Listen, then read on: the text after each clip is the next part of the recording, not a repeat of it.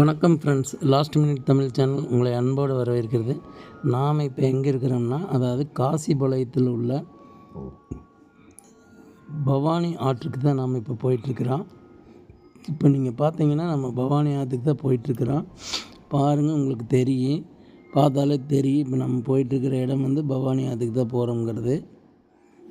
இப்போ நாம் பவானி ஆற்றுக்கு கிட்ட நெருங்கிட்டான். இப்போ அதாவது வந்து இது எந்த இடம்னா, கோபிசெட்டிப்பாளையத்திலேருந்து சத்தியமங்கலம் போகிற வழியில் காசிபாளையங்கிற ஒரு ஊர் வரும். அந்த ஊரில் கரெக்டாக பஸ் ஸ்டாண்டு பக்கத்தில் ஒரு 4 ரோடு இருக்குது.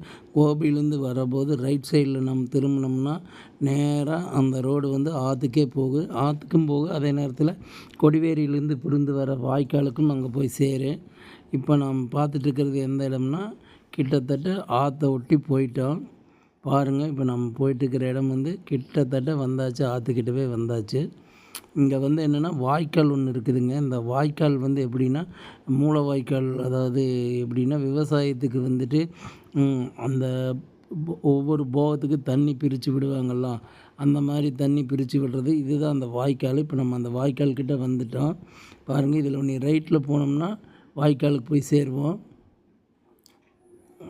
இப்போ நாம் இந்த இடத்துல வந்துட்டு நாம் ஆற்றுக்கு கீழே இறங்கிடுவோம்.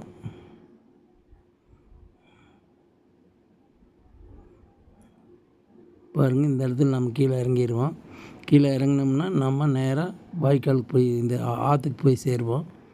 இப்போ ஆற்றுக்கு வந்துட்டு முதல்லலாம் உள்ளே போயிட்டு இந்த மாட்டு வண்டியில் போய் மணலெல்லாம் அள்ளிட்டு வராங்கன்ட்டு இந்த ஆற்றுக்கிட்ட வந்துட்டு உள்ளே போகிற இதை வந்து அடைச்சி வச்சுட்டாங்க, ஒரு கதவு போட்டு. 2 வீலர் மட்டும்தான் போக முடியுங்கிற அளவுக்கு பண்ணி வச்சுருக்குறாங்க.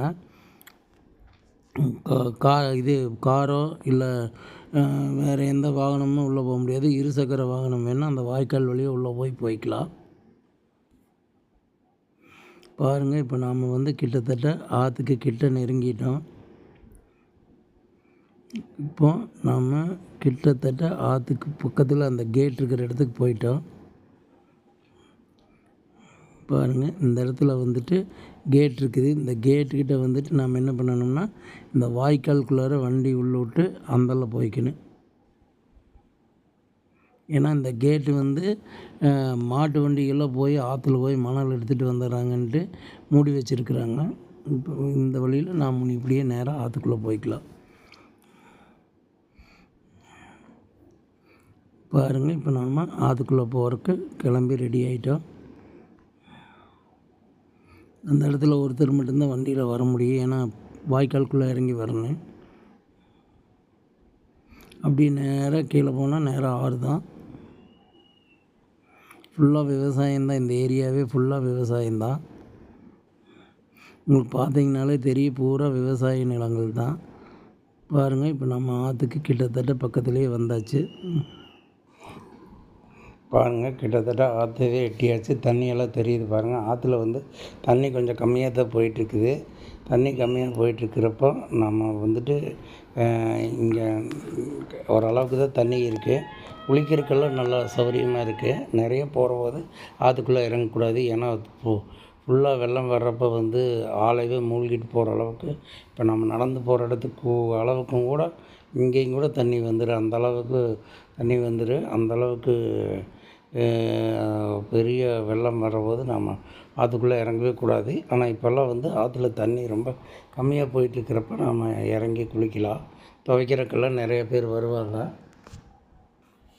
பாருங்கள், இப்போ கிட்டத்தட்ட நம்ம ஆற்றுக்கு பக்கத்துலேயே போயாச்சு.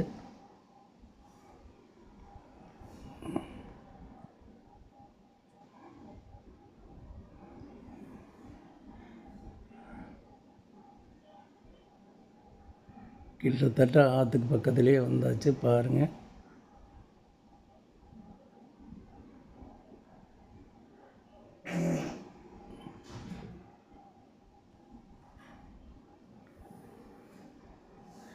ஆற்றுல தண்ணி பார்த்தாச்சு. இப்போ உடனே நாம் குளிக்கிறதுக்கு ரெடி ஆகணும். ஆற்றுல அப்படியே குளிச்சுட்டு மெதுவாக அப்படியே குளிச்சுட்டு அப்படியே கொஞ்சம் டைம் பாஸ் பண்ணலாம். வெயில் அந்த டைமில் வந்து நாங்கள் போகிறப்ப வந்து சரியான வெயில். அந்த டைமில் வெயில் ஃபுல்லாக இருந்ததுனால ஏன்னா ரொம்பவுமே கஷ்டமாக போச்சு. அந்த தண்ணியில் சித்த நேரம் இருந்ததை நம்மளுக்கு ஒரு பெரிய வரப்பிரசாதம் மாதிரி இருந்தது. அந்த டைமில் தான் நாங்கள் போயிருந்தோம். பாருங்கள், இன்னுமே கிட்ட போகணும். அது வந்து ரொம்ப கிட்ட போனோம்னா நம்மளுக்கு இது தண்ணி பார்க்குற இடமே வந்துடும். இங்கெல்லாம் நிறைய பேர் பெண்கள் ஆண்கள்னு பார்க்காம நிறைய பேர் துணி துவைக்கிறதுக்கெல்லாம் வருவாங்க. மாடுகளும் எல்லாம் தண்ணியில் இறங்கி ஆடு மேய்க்கிறவங்களும் வருவாங்க.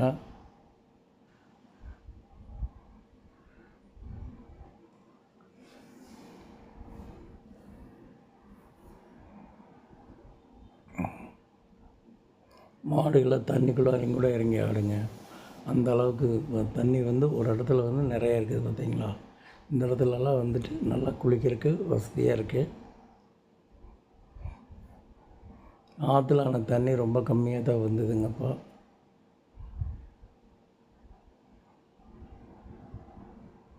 பாருங்கள் தண்ணி எவ்வளோ சுத்தமாக இருக்குதுன்னு. இதே நீங்கள் பார்த்தீங்கன்னா தண்ணி ரொம்பவுமே ஒரு சில இடங்கள்லாம் கசன்னு இருக்குது. ஆனால் இங்கே எவ்வளோ நீட்டாக இருக்குதுன்னு பாருங்கள்.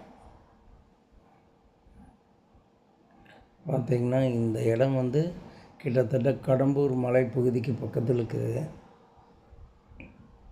இது ஆத்தங்கரையோட அந்தல சைடு கரை. அப்படியே எல்லாம் முடிஞ்ச வரைக்கும் ஜூம் பண்ணி பார்த்தோம். இங்கேருந்து ஒரு 10-20 கிலோமீட்டர் போனோம்னா கடம்பூர் மலை வந்துடும். சத்தியமங்கலம் வனப்பகுதி.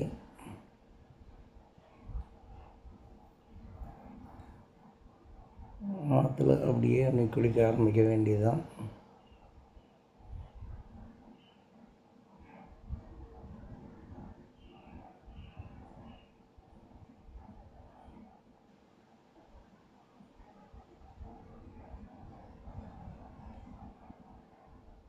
எங்கூட வந்த தமிழ் செல்வனும் தண்ணிக்குள்ளே இறங்குறதுக்கு ரெடி ஆகிட்டார்.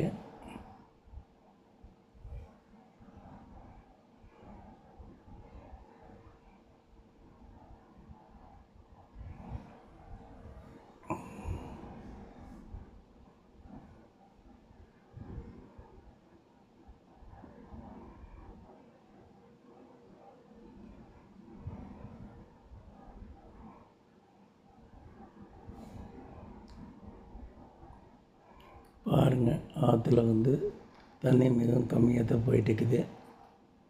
அதனால் ஆழமே இல்லை பார்த்தீங்களா. தமிழ் செல்வன் உள்ளே போய் நிற்கிறான். முழங்கால் அளவுக்கு கூட ஆழம் இல்லை.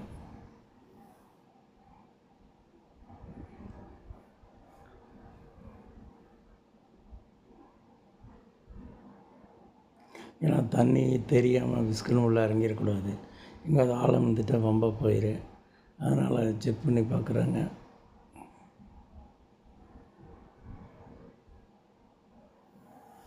ஆமாம்,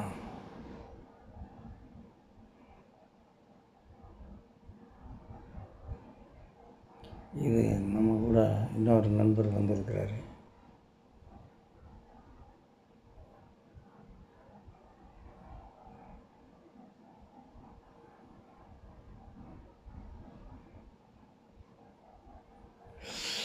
அப்பா, கால் வலிக்குதே.